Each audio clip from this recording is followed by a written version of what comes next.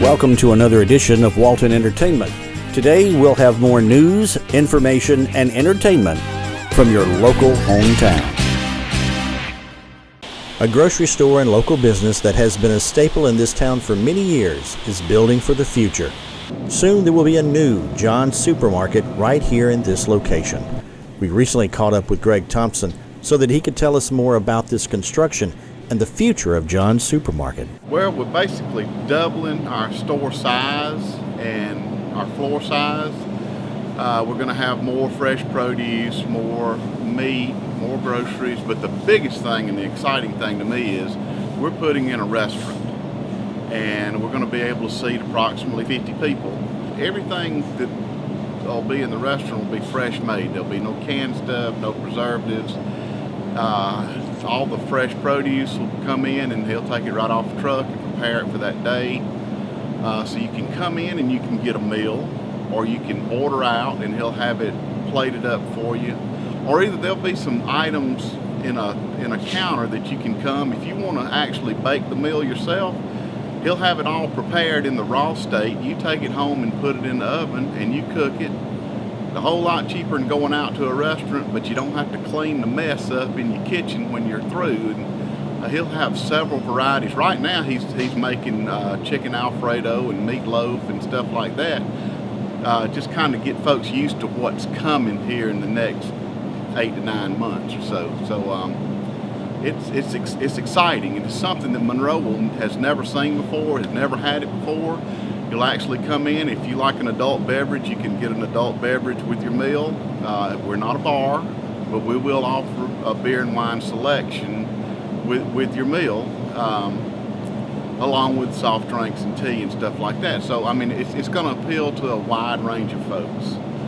That's basically where the trend of the grocery store is going. We're still your local grocer, but we can offer some stuff that some of the bigger stores can offer. Folks tend to go toward the prepared meals instead of cooking stuff at home. You know, time constraints on families now are just incredible with baseball, football, after-school programs, dance classes. You're trying to spend that quality time with your child, so, you know, you don't want to spend 2 hours preparing a meal, then cooking it, then another 30 minutes after cleaning up. You miss a lot of time with your kids. Plus, some of the younger folks, they don't actually know how to cook. So, you know, it's kind of the best of both worlds. You can come in and get a home-cooked meal pretty much, and you can take it home and you can cook it, or you can have it cooked for you, and you still have that family time. We will definitely be open during construction. Thank you very much for asking that question. It's going to be probably 6 months of excuse our mess, please, while we expand. But we hope to break ground sometime in March or April. It's a 6 to 7 month process, and by this time next year, we'll all be shopping in the new store. And we're also offering, we're going to build 6 apartments above the new grocery store. So it goes along with the city's theme that, you know, we worked on for a long time, to live, work, and play in the city of Monroe. So you can live above the store, you'll have a grocery store, you're within walking distance of downtown shopping, you're within walking distance of 2 parks here in the city of Monroe.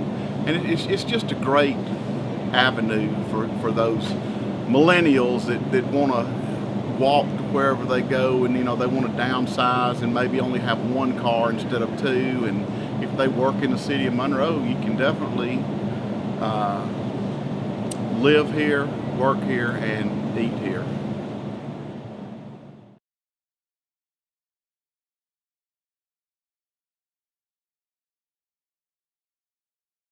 Hey, I'm William. I'm with the 4-HBB team. We've got an established program that's been very successful competitively. We won 2 national matches this year, placed 4th at the big one out in Rogers, Arkansas. We've had a demonstration booth set up around here to see if we can get some interest for young shooters to come on and join the team and see what we see and see what we've been doing. Think you'd be interested? Just give me a holler at wcarlin@uga.edu. We'd love to have you join us. Hello Walton County, this is Kevin Little on Chairman's Report on Walton Entertainment. Today I'm going to talk to you again about the November 6th election. We do have the spliced vote coming up here in the county. That's a special local option sales tax, which we currently have, and we're asking you to continue it. The cities and the county come together earlier this year and started beginning the plans for it. And one of our main focuses is the roads and the roadway systems around the county. I think I've talked to you about it before, but I just wanted to re-emphasize it as Walton County is beginning to grow again. The city of Monroe, city of Loganville, Social Circle, even your smaller cities are growing. So we need transportation dollars to be able to leverage money with DOT, and then we also need to do some of our offset systems ourselves. But the money, if we have splash money, then majority of the roads around that are congested areas are state roads. State Route 138, State Route 81, State Route 11, US 78, and even US 10 going through Monroe right here, Georgia 10, and Spring Street is state route. If they do some dollars on those, but if we have leverage money to be able to help, it will move those projects on up the line. And so that's very important to try to get you, the citizen, to and from where you want to go. And right now, it's beginning to look like the Gwinnett County and the Cobb counties. You leave out of your house and you turn on one road and you sit for 10 or 15 minutes or 2 or 3 red lights. So that's what the cities and the county have got together, and a little over $17 million in this splice is going for immediate road improvements. And we think that is very, very important going forward to try to be able to move Walton County and move Monroe, because the growth, like I said, is coming back. So please consider yes on your upcoming vote here in November, because the roads need some expanding, the signals need some upgrades, and some intersections need changing. We also have another $3 million on there for 911 upgrade. As technology changes and upgrades are needed, our 911 system and radios for the city police, the county deputies, the fire services, they need to be upgraded again, and this is the best way to pay for those is through the splice system. So that's some of the things that'll be on there. We do have 2 community centers, one in Walnut Grove and one in Social Circle, and we do have another fire station at the Hard Labor Creek area, which will cover the Union Chapel, Ebenezer area, and the south part of Social Circle. Try to get everybody within 5 miles of a fire station. That way it lowers your insurance premium taxes. And so we've been planning, working hard to get this thing done, and so that's something that is very exciting, and we hope you will consider a favorable on it as you come forward on November the 6th. Also, I did want to talk to you a little bit about the Veterans Memorial. It's on Hammond Drive out in front of the government building. November the 12th at 10 o'clock is going to be the dedication and ribbon cutting for that facility. It's a long time coming. We've been working on that thing for 7 or 8 years here in the county. A lot of people put a lot of blood, sweat, and tears to make this thing happen. Right now we've got Mike Steele, who was Black Hawk Downs, and he was in the military in that area over there. He'll be the military speaker, and then Jody Heiss is going to be the keynote speaker for the government side. There'll be several other speakers on that day, but it's a great dedication to our war heroes and the people that serve today. And so we would like to invite everyone out. We'll probably have some type of punch and cake afterwards, but it's a 10 o'clock to 12 o'clock event, November the 12th, and it's from 10 o'clock to 12, and it is rain or shine. So we're going to have the Monroe High School band. They'll be playing military melodies, and they'll be playing a vast other areas of music, and Coleman Landers will be singing the national anthem. So a very big day. We have a couple of preachers from the county doing an opening prayer and a benediction, and so please make plans to be there that is actually the holiday Veterans Day on November the 12th at 10 to 12. If you have any questions or concerns, please give me a call, 770-267-1316. Thank you.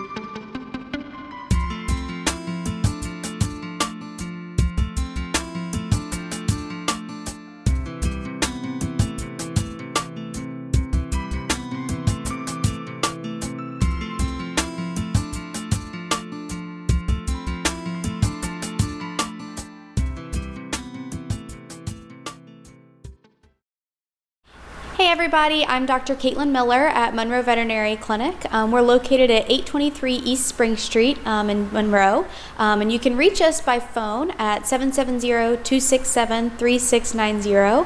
I wanted to come and talk to everybody today about moving into the fall and winter months, some really important prevention for your pets. Be sure to check us out on Facebook because we're going to be bringing you a lot of other videos and information about parasites that you need to be worried about protecting your pets against, and also kind of the repercussions if they were to have those parasites, how they can affect both your pets and you and your family. One thing I wanted to bring to you guys today is some information about heartworms. So heartworms are spread from mosquitoes, so any mosquito can bite either your dog or your cat and give them heartworms that way. The reason it's really important to keep them on prevention each month is because that prevention works by killing any heartworms that they've been exposed to. So giving your dog or your cat one dose of prevention is not going to take care of them for heartworms for the entire year. They actually have to be on a monthly heartworm prevention every 30 days so that we can make sure that they are never exposed to any heartworm babies that are allowed to grow into adults. The other thing that's really important to remember is that we live in the South. And unfortunately, it's really great that we have this cold weather right now. It's starting to feel like fall outside, but there are still active mosquitoes out. It never really gets cold enough here in Georgia to truly be sure that we are killing all the mosquitoes in our environment.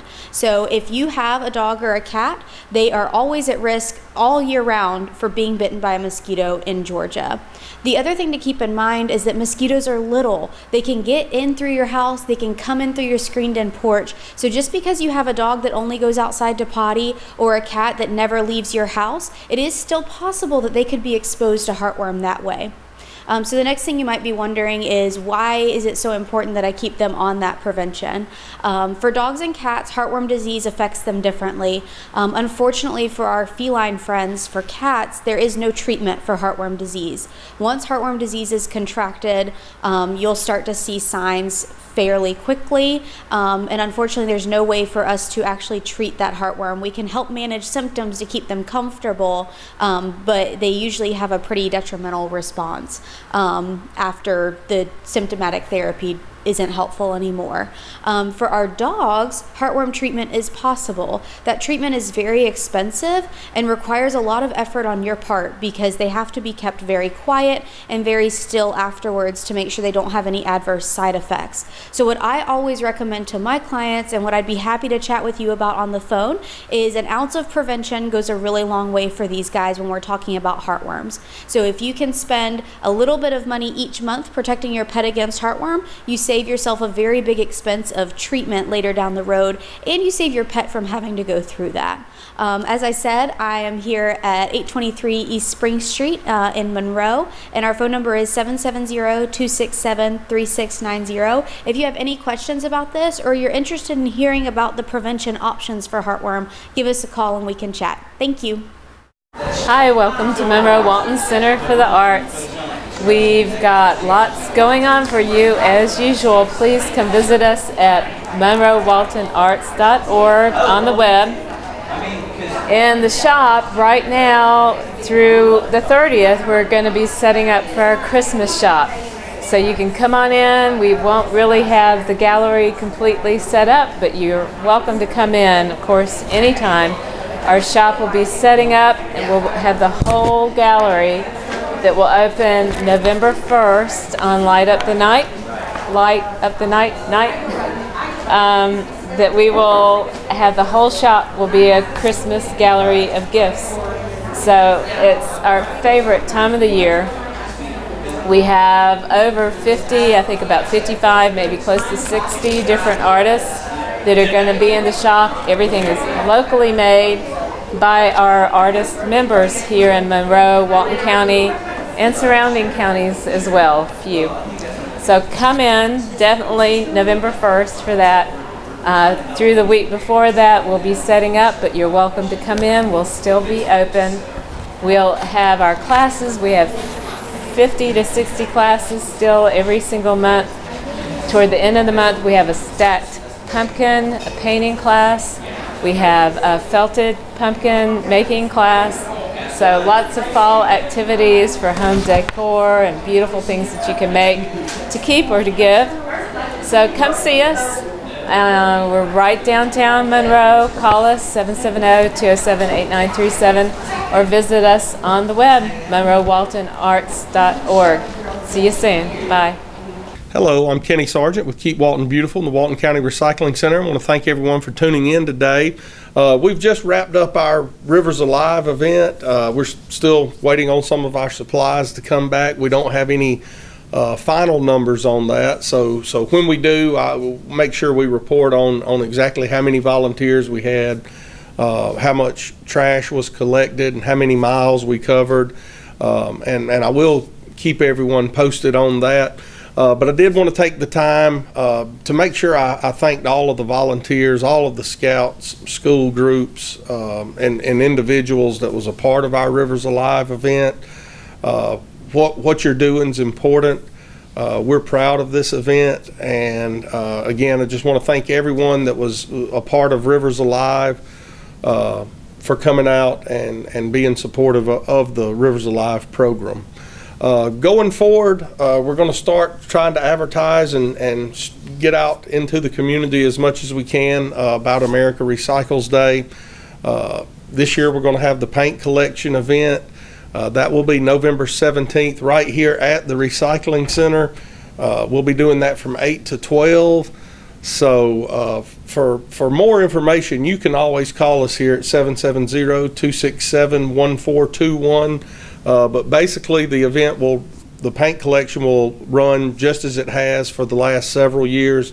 We'll be doing $1 a gallon for latex paint, and the cost is $2 a gallon for oil-based paints. And of course, the best way to do that, if you've got just partial cans of paint, or cans that are just half full, as long as they're latex and the oil-based are separated, you can combine the latex paints and the oil-based paints into one whole gallon, so you're not paying that cost for just half gallon, because basically there's no way of really judging it. We'll be doing the dollar per gallon just by the gallon cans, basically.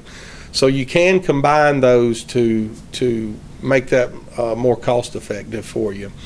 So again, if you have any questions about the event, give us a call. We're starting to get ready for that. We're wrapping up Rivers Alive, and we're taking a full head of steam to our America Recycles Day event. And like I always do, if you've never been out here to the Recycling Center, give us a call to set up a time to come visit, or just come on out and walk right in the office and find one of us. We'd be happy to show you around, show you what we're doing here, and get you started recycling. So until next time, take care.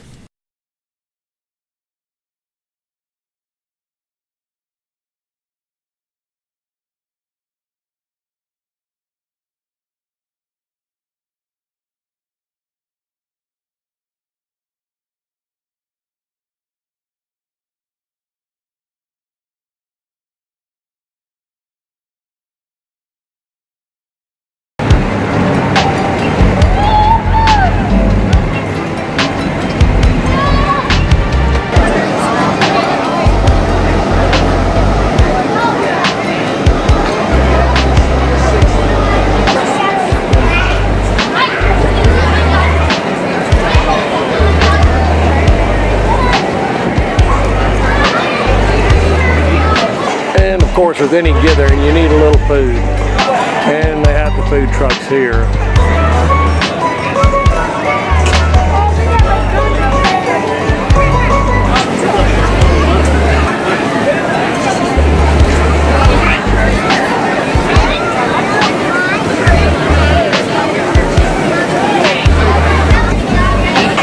And on this corner is the laser tag. And a lot of the kids are enjoying the laser tag, and it's in the big black blow-up building. If you can see there in the background, I'll zoom in a little bit here, but that's where they're doing the laser tag. So definitely there's been something here today for everybody. I'm not kidding how young, short, old or tall, there has been something for everybody here. Saturday, October the 13th, downtown Monroe.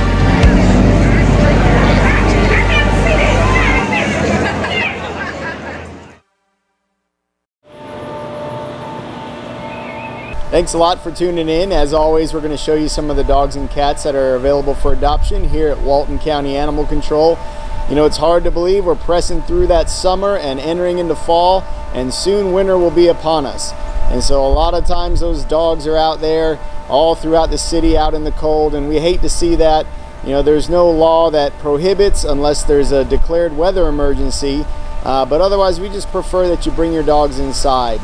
Maybe you've got an old dog house in the yard that's still functional, or you want to donate a new one. We're starting to take some donations of dog houses so that we can redistribute those to pet owners who might have some financial needs and their dog might need an upgrade of a shelter. And so if you've got that old dog house laying around, you can either bring it by the shelter, you can just leave it out front if we're not here, or if you need some assistance, we can even come by and pick it up. Just give the shelter a call. Our number is 770-267-1322, or you can email. You can find the email address on our shelter website, waltonpets.net. And while you're there, have a look at all the dogs and cats that we've got available needing new homes. Here we have a little female Chihuahua mix. She's about 2 years old. She's not spayed. She makes somebody a good little lap dog. Male pit mix, about a year old. Sweet, hyper, looking for a good home. This is a shepherd mix. He was found at Loganville Walmart. He is about a year old and he's male. He's had all his shots and been dewormed, and he should be ready Saturday. This is a male. He's already neutered. He's probably about 2 or 3 years old. He's very sweet. He's a home fast. This is a bull terrier mix, about 4 months old, female, very sweet, looking for a good home.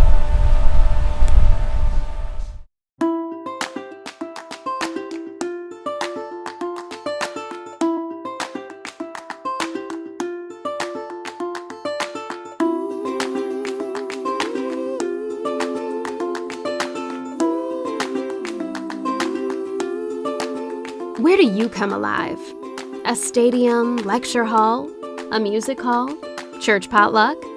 This year, you have a new spot, walkgeorgia.org, a free website that provides you with all the resources needed to get your heart rate up and body out in your community. Sign up and receive individual or group fitness tracking, fitness demos by certified trainers, recipes, and a guide to resources in your Georgia County, all in one easy-to-use site. When you move more, you live more. walkgeorgia.org.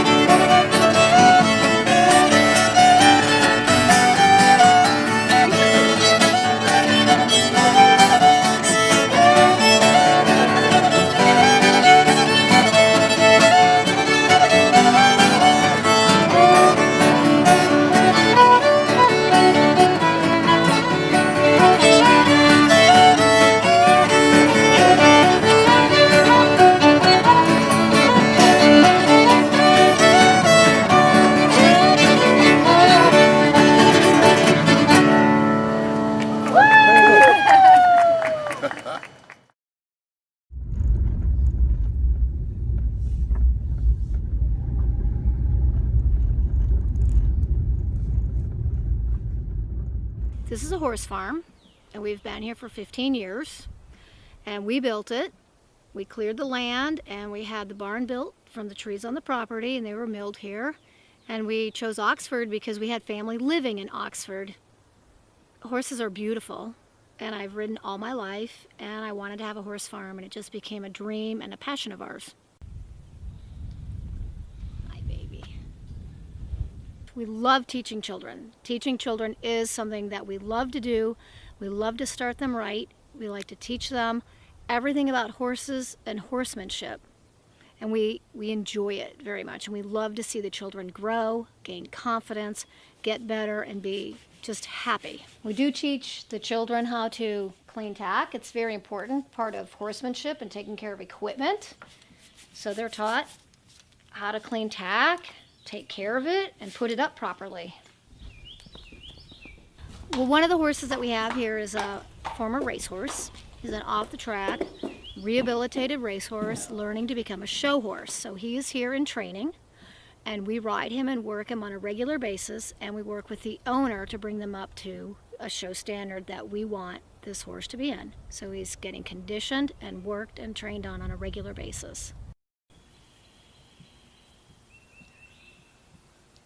So we have the chickens because many years ago it was one of the boys' FFA projects, and he wanted to buy chickens, raise them up to being hens to lay eggs and sell the eggs. So we've been doing that for 4 years. Oh, I haven't bought a store-bought egg in 4 years. We eat eggs a lot. We use them in cooking, have them for breakfast, lunch, dinner, and many of our friends also enjoy farm fresh eggs.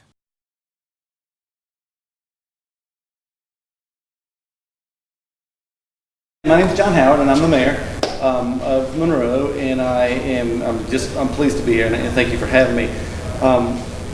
Generally, the way when I talk to groups, I try to cover a couple of different things: where we're standing with infrastructure, where we stand with our businesses downtown, some upcoming events. Today, first we can start with public safety. Keith Glass announced his retirement last month, and Keith served Monroe for 25 years. He was the chief for 16. The chief's a good man from a very good family, friends with his sweet wife Kathy and their girls, known him forever, and just can't say enough about him. The last 4 or 5 or maybe even 6 years, the chief was the director of public safety, and he was overseeing the grooming of R.B. Watts as the chief of police. R.B. was the assistant at the time. And then we have our fire chief, Bill Owens, and he oversaw things with the fire department, just as a matter of public safety. So chief is retired. R.B. is now the interim chief, and Bill is the interim chief for the fire department. We will advertise both of those internally later this year, and I would expect them to have the interim labels removed right at January 1st. So very professional organizations, and we're moving right now from a town that makes decisions based on who you know, and that's just historically how things are done in small towns, to having a rapidly growing tax base, to having a housing market that is just on fire, to having 100% full capacity downtown, to having industries coming into Stanton Springs and Piedmont industrial parks. So a lot of jobs are being created, a lot of people are moving in, and it's just a really, really good time to be in Monroe. Talking a little bit about downtown, I said we're 100% full. We do have a couple of buildings that are not open yet, but they are spoken for, and construction began today at South on Broad, which is one of our new upcoming restaurants. They'll have craft cocktails named after Southern authors, and it's a really neat concept that Adam Bailey and David Dickinson have come up with. Ross Bradley will be opening Your Pie in November, so we're excited about that. Ross and Andrew are also doing Silver Queen, that is right off Wayne Street.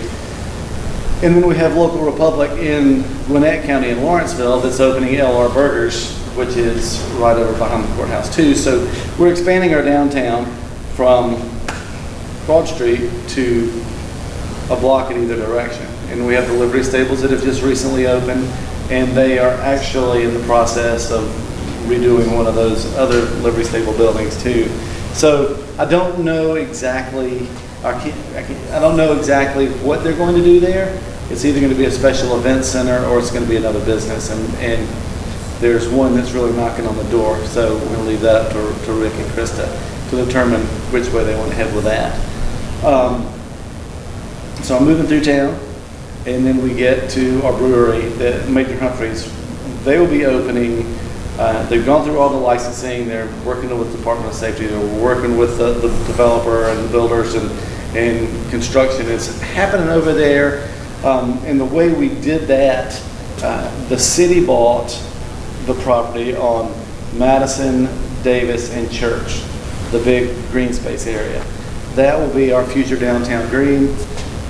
Immediately after we made that purchase, we went under contract with Melvin Music and JT Anderson as the developers of the property, where Major Humphreys will have their brewery. So we're moving our downtown out and expanding our entertainment area quite a bit too. I know that you probably all know now, our downtown concerts moved back to the courthouse square this year. And due to Grace Reynolds, who's just wonderful, she got after Kevin, but she had a lot of folks who support her. You know, we had Nancy Drew come to town. They used the courthouse lawn. You've seen the courthouse lawn can handle it, and Kevin gave in and allowed us to do that. So we moved the concerts back there, and that's great. Increase in business downtown to about 50% on concert nights at the courthouse. Just by moving them around to the side on Court Street, it becomes a little more of a hassle. People park back, not by the post office, and they don't go down to our restaurants downtown. So we've seen a definite economic benefit for moving it back to the courthouse. Now the good news is, that was great. And the other good news is, we now have a downtown green that we're working on. And when I say we're working on it, we're just really taking out the poles from the paintball court, and we've just kind of spruced it up a little bit with some landscaping. But down the road, over the next 2, 3, 4, 5 years, we'll be looking at some SPLOST dollars that go in to really fix up that park. That's cool. The brewery's cool. But now what Andy Malcolm has done with his building is an entertainment center right along that area where there is an antique store and there is also some storage.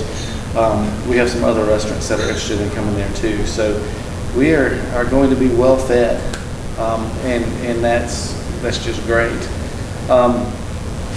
Moving along to Pollock subdivision, the neighborhood that I grew up in, they've really done well and taken it upon themselves, and I appreciate it, to request additional code enforcement. Now, what we did, my first week on the job, I got a love note from the city that said one of my properties, or maybe my only property, I don't know much, was in code violation.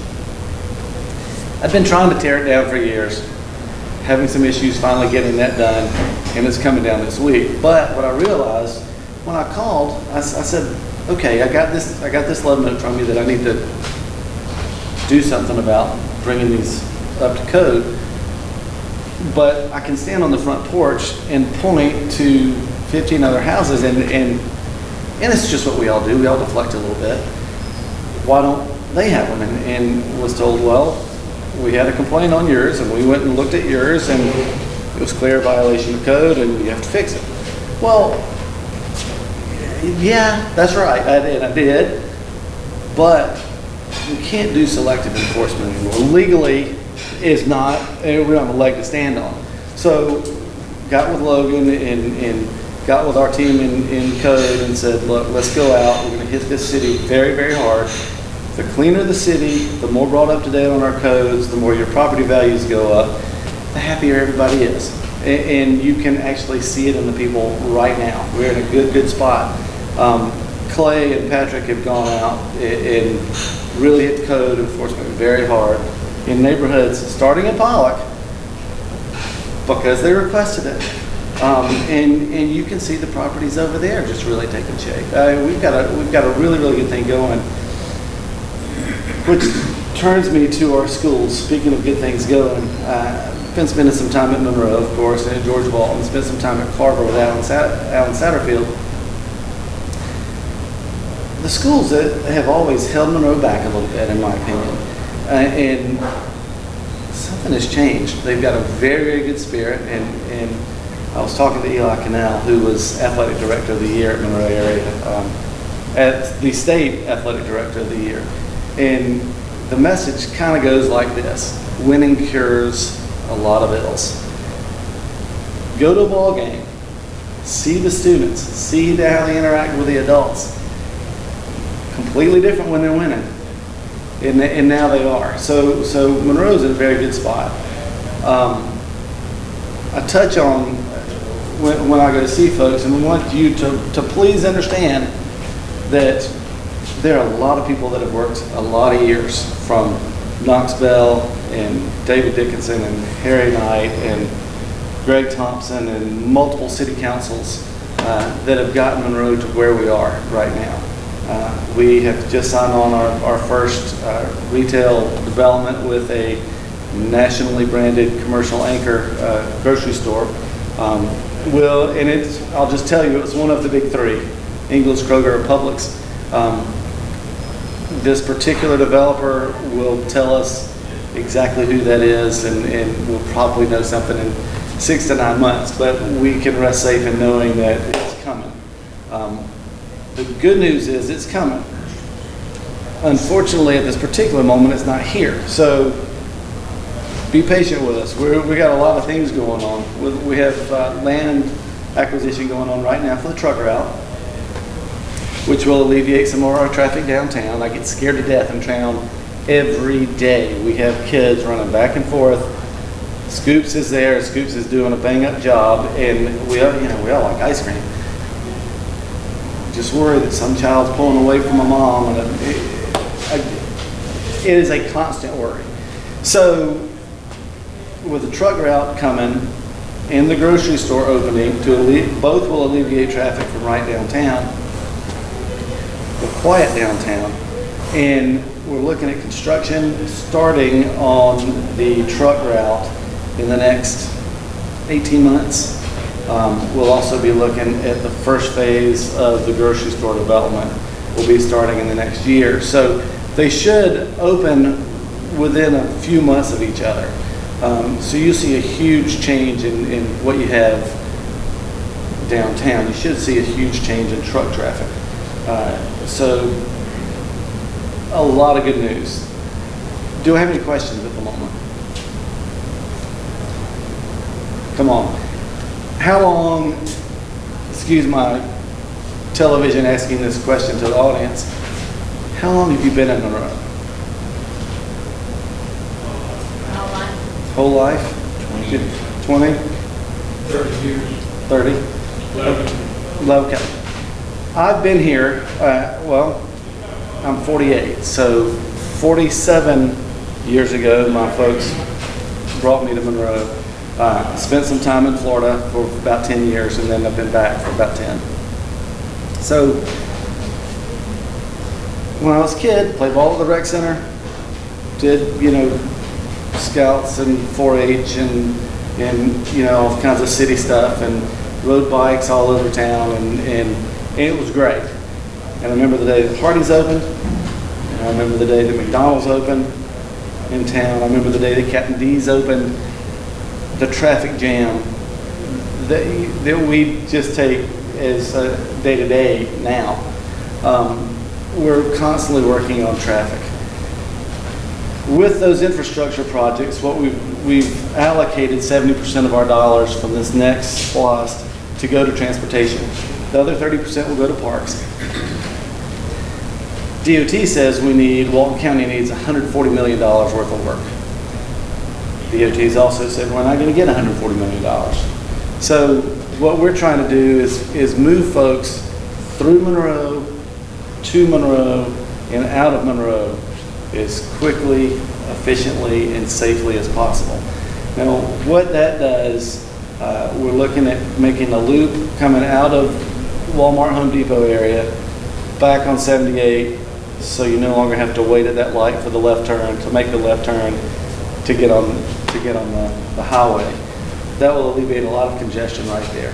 We're also looking at doing another road just as you're coming down 138 that will cut to the right before you get up to that congested intersection.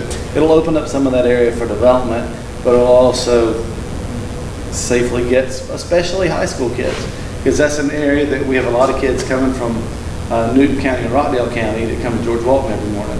So they'll get them out of that decision-making area that really is what scares us to death. You know, first time my daughter drove, put her on 78, and my wife said, "What are you doing?" I said, "Well, you're on 78. You don't have any decisions to make. Keep it between the lines. When you're in the middle of downtown, you're on Spring Street, you have from Breedlove Drive to Subway 11 points of ingress and egress on the right, and then you have 6 on the left. So cars are cutting across the road all day long. I don't want my teenager there. I want my teenager to avoid that area. It's kind of like a UPS driver. They say always take rights, because anytime you take a left, you're putting your life in your hands. And we want to keep our folks safe. Okay, questions?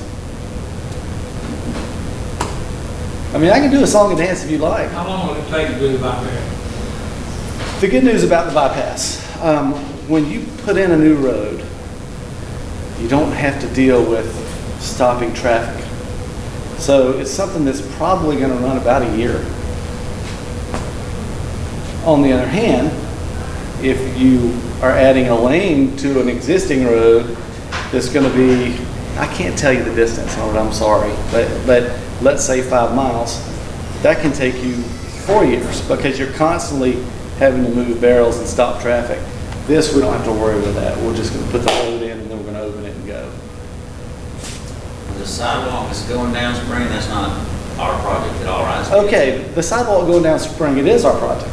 We have, I think, state dollars, it might be federal dollars on the Broad Street sidewalk project.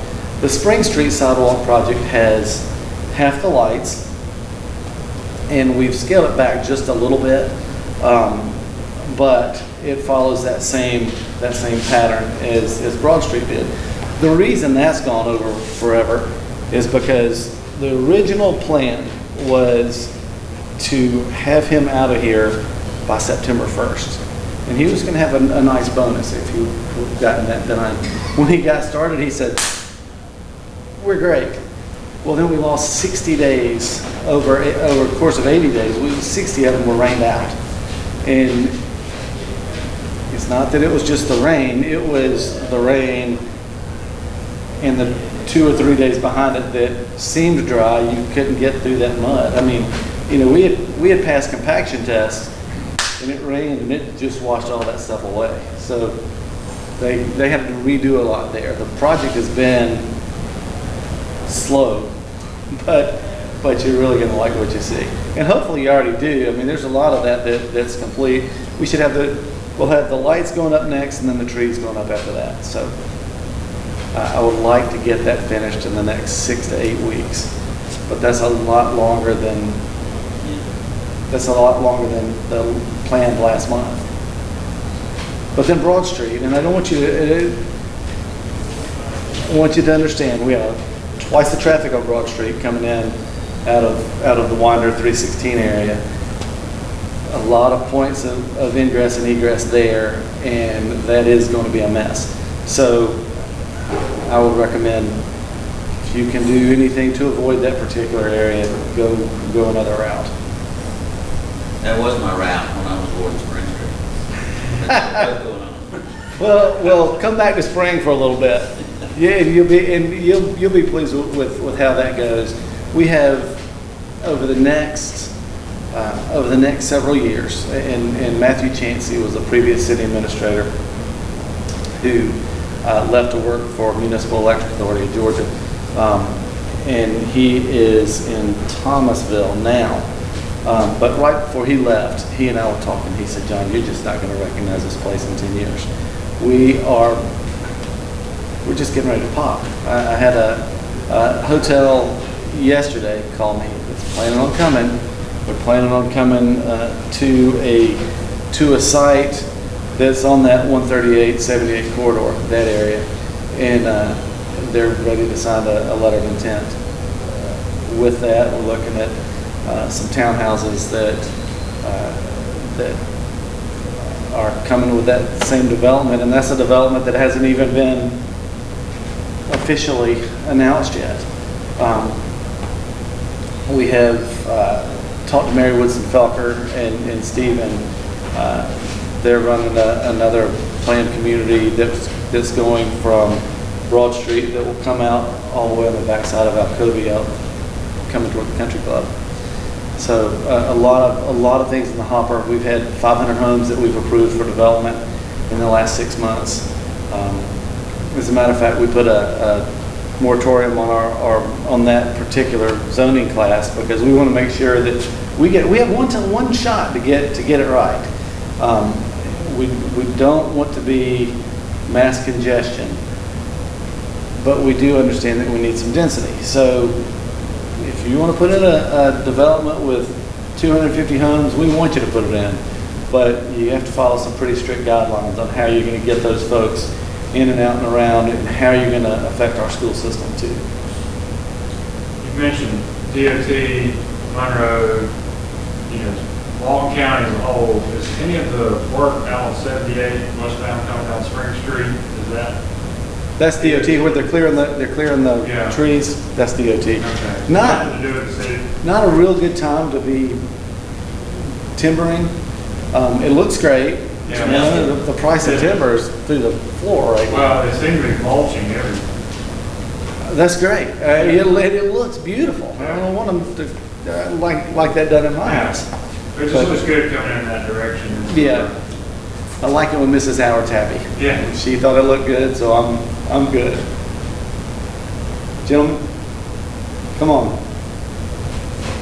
What's the time frame on Broad Street sidewalk? The Broad Street sidewalk. Well, you'll see the barrels out now. They're turning dirt.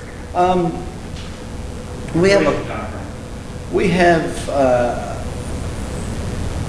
a different schedule with them because we have two people that we're getting the project ready, and then it's being done by this particular contractor. And I can't tell you because I don't know exactly when they're going to start pouring. Okay.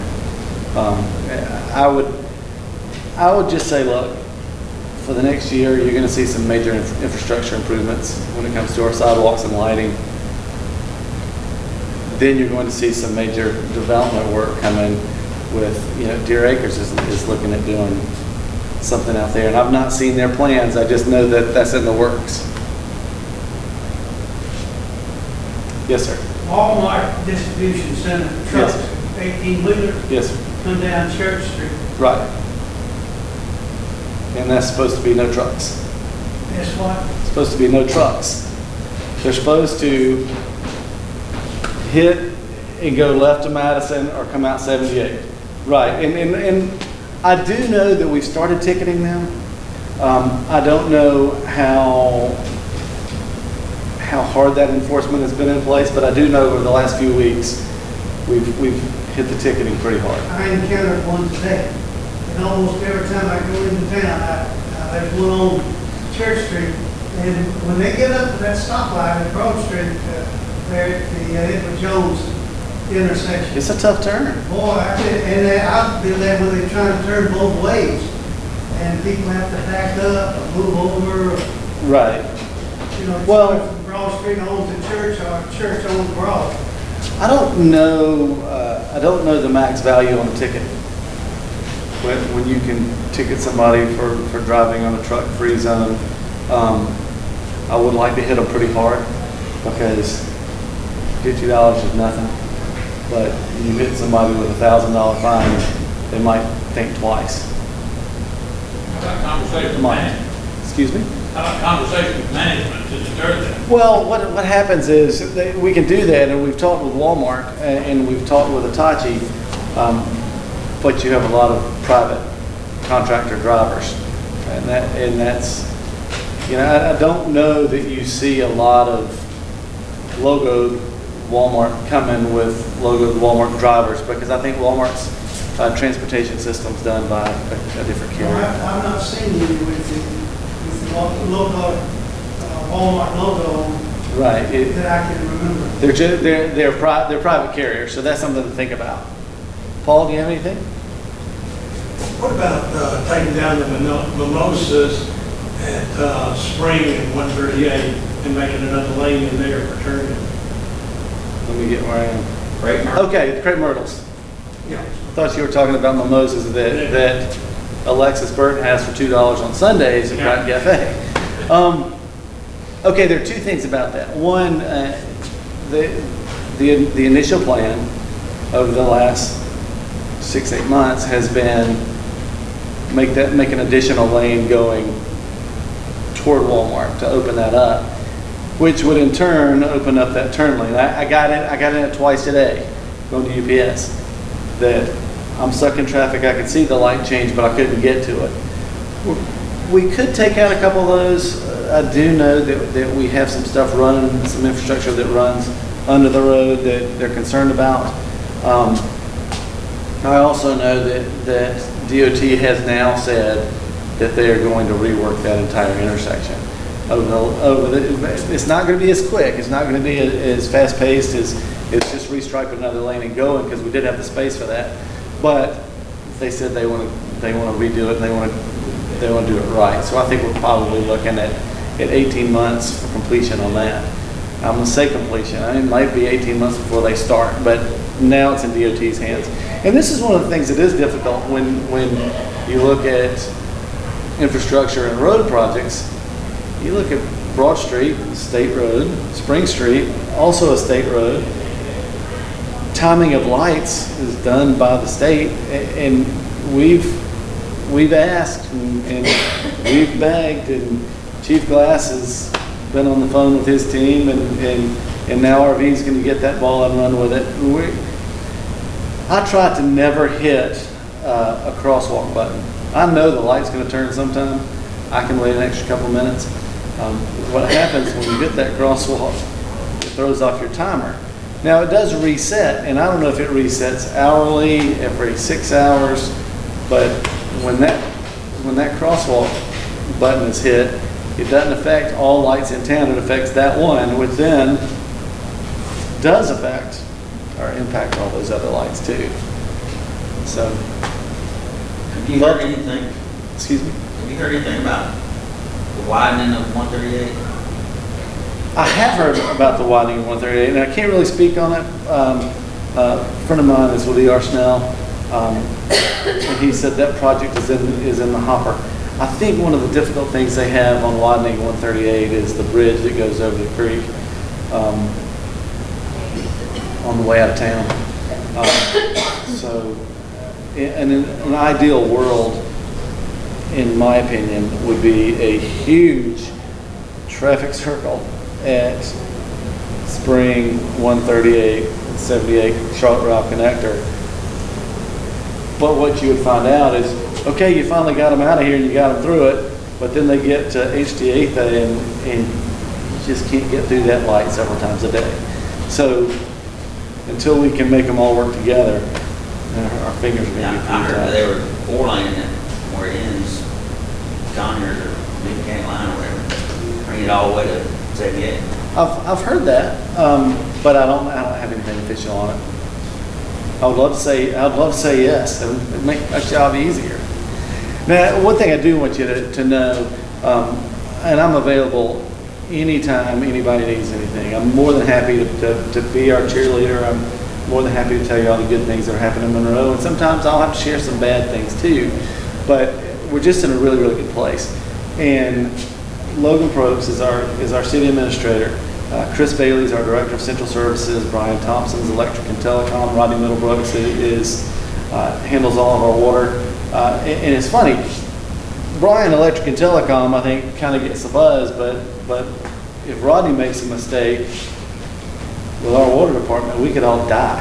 I mean, that guy is that valuable to us. So we are very lucky with our department heads. Beth Thompson's fantastic, our new Planning and Development Director. Daryl Stone is going to be very good on working with the DOT on projects like the truck route, working with Lee Rowell on Charlotte Rowell Boulevard and how we handle development in that area. I got a new development that's coming that's looking at donating some property for a park, so how we would handle the park projects. So we have a lot of things on go.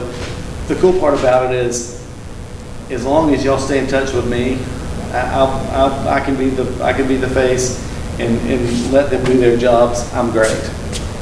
I will tell you they are the absolute best. I will also tell you that please bother me. I don't want them being bothered. They got stuff they have to do. Monroe's in a great spot, and I'm happy to be here. And if something comes up, please let me know.